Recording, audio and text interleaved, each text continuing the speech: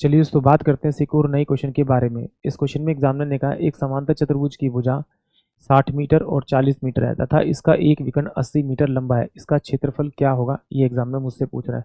तो सबसे पहली बात तो आपको समांतर चतुर्भुज यानी पैरेललोग्राम के बारे में पता होना चाहिए। पैरेललोग्राम होता क्या है?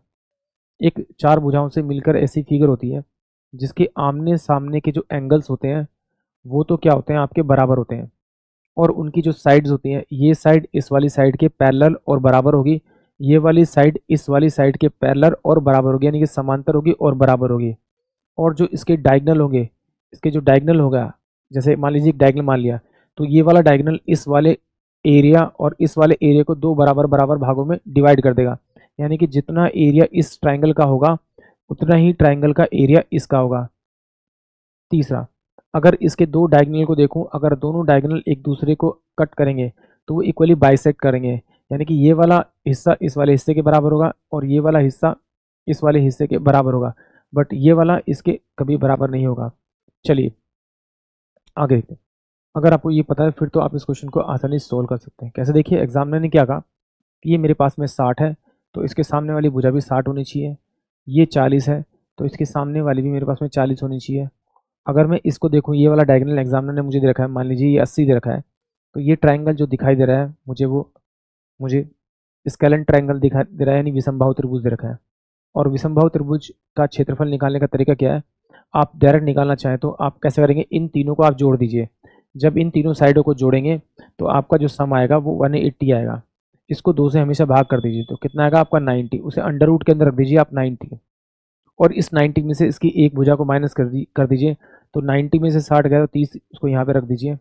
फिर 90 में से दूसरी भुजा को माइनस कीजिए तो यहाँ जाएगा 50, आपका मल्टीप्लाई करके यहाँ रख दीजिए। 90 में से फिर 80 को माइनस कीजिए तो कितना आएगा, 10 आएगा।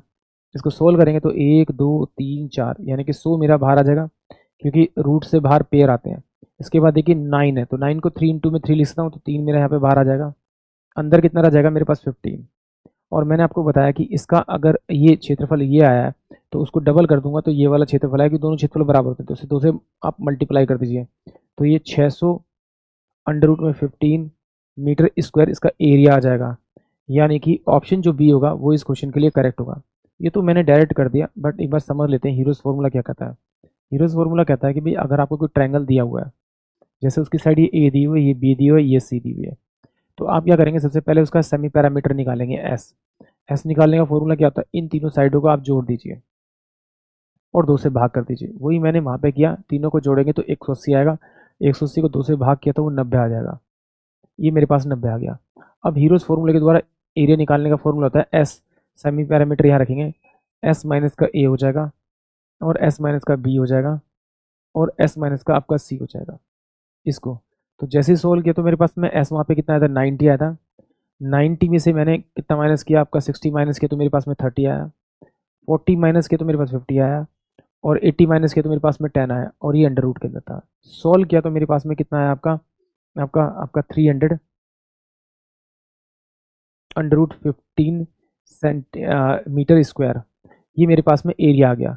बट ये एरिया तो मेरे पास में किसका आया, आपका एरिया तो मेरे पास में सिर्फ किसका है, इस वाले हिस्से का है। और ये वाला डायगोनल कहता है कि इस पूरे फिगर का जो एरिया, ये वाला हिस्सा, इसका जो ये वाला एरिया होगा वो इस वाले एरिया के बराबर होगा।